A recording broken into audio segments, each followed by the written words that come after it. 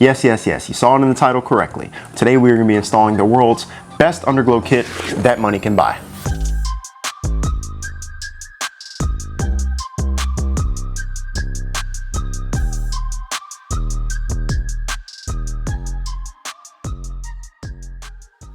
Now just a quick history lesson. Underglow has been around for a long time. It's nothing new, but with the evolution of social media, it's further amplified its popularity, bringing it back in style. Now for me personally, I like putting lights on my cars. I do have a deep love for Paul Walker's R34 and Too Fast, Too Furious. That opening scene when he gets that call from Luda and heads out to the underground just gets me hyped every single time. And that added touch of blue underglow just perfection. But I know it's not everyone's taste, so love it or hate it, we're installing it today. Let's do it.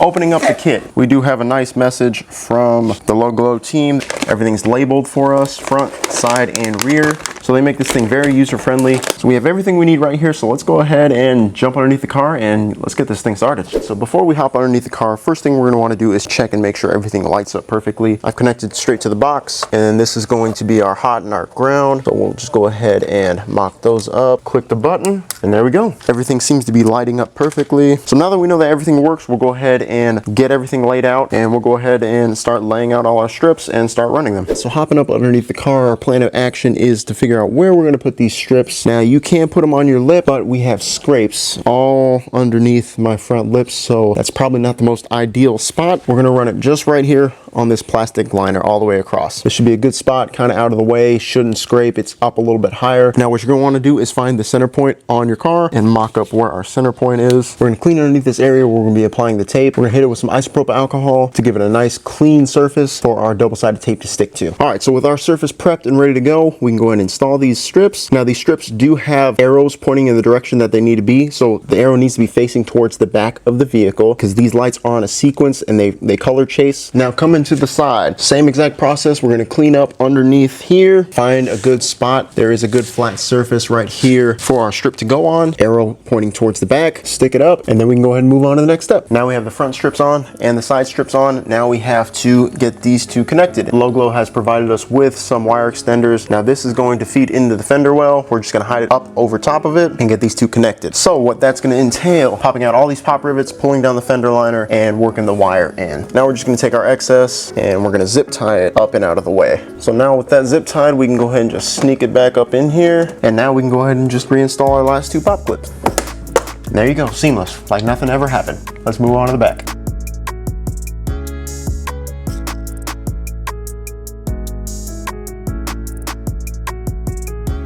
Now the process on the back is going to be exactly the same as we just did on the front. We're going to connect this side light, run the wire all the way down, and just feed the rest towards the back, and then we'll move on to the back, installing the back strips.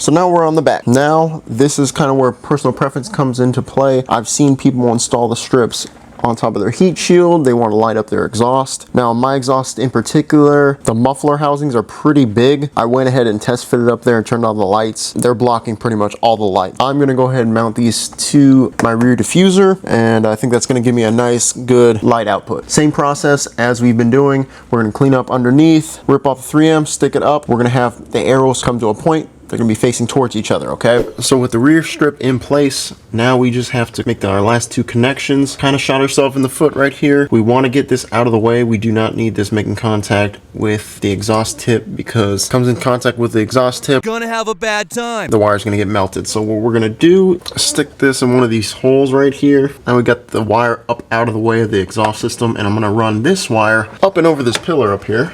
And there we go. Now it's pulled out of the way, not anywhere near the exhaust tip. So both wires are out of the way, so we're good to go. Let's go ahead and move to the back and finally finish this thing up. Now that we have everything ran and connected, what we're gonna do is install our button. Most people are going to be installing it through the firewall. We're not going to do that today. What I'm thinking of doing is there is this little slit right here that enters straight into the engine bay. I'm gonna run the wire down here and probably stick it somewhere down here. I know that's not going to be everyone's ideal placement, but I'm gonna keep this as simple as possible. For me personally, I might change it later, getting a nicer button maybe to fill in one of these little blank buttons, but for now, this will do. So we're just gonna go ahead and stick our little button through, and as you can see, it comes right through here, right to the engine bay.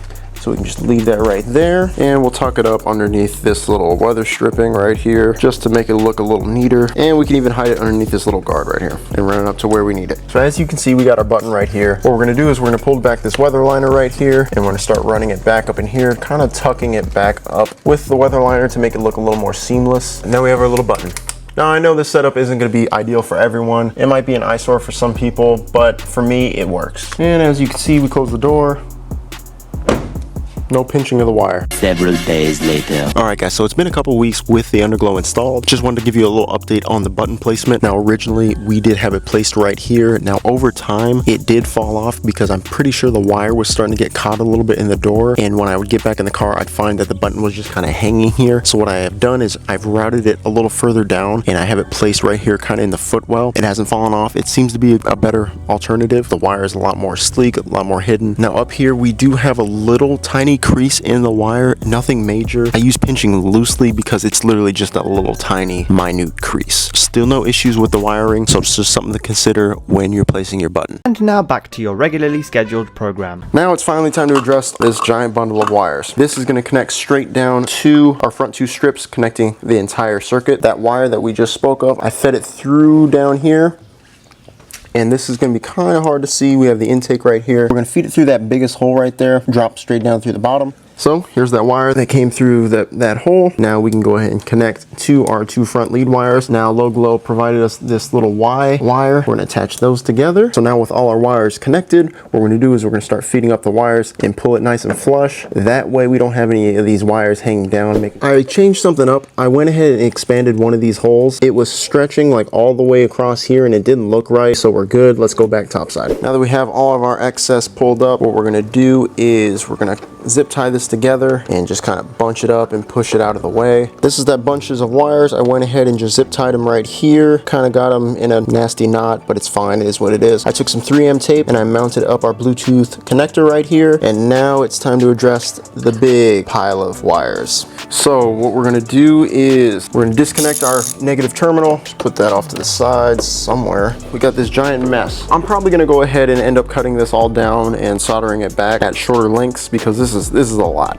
It's a little excessive, but you know, they do it for universal standards. So this clip right here, we're going to go ahead and plug it straight into our button, which we have hidden right here. Now we have our positive and our negative. So what we're going to do is I think we're going to go ahead and put our negative right here, and then we're going to take our positive. We're going to remove this plastic little shield right here, and I think we're just going to put the positive right here. Now it's kind of just time to tuck everything away. So ideally what you're going to want to do is get some industrial grade zip ties. We don't have any. I'm just using what was provided. So this would be a point where you'd want to do some cutting of the wiring, because this right here is an excessive amount of wires to just hide and just tuck somewhere. And now we can just kind of just tuck it all down here.